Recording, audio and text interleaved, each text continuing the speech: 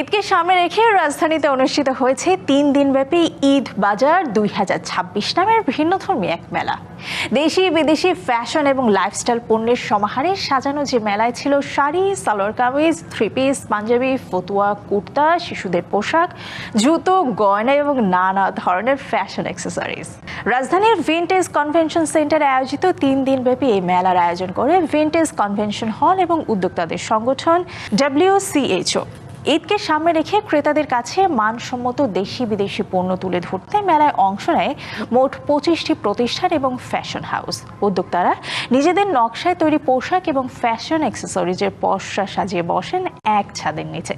আয়োজকদের মতে এমন আয়োজন উদ্যোক্তা এবং ক্রেতাদের মধ্যে সংযোগ বাড়ানোর পাশাপাশি ঈদ ফ্যাশনের নতুনত্ব আনতে রাখবে বড় ভূমিকা। এবার নগদে পাচ্ছেন হেলিকপ্টার অফার, তাই কেনাকাটার পেমেন্ট নগদে করুন আর বুঝে নিন 2000 টাকারও বেশি ক্যাশব্যাক সহ হেলিকপ্টার রাইড। পেমেন্ট শুরু করুন আজই।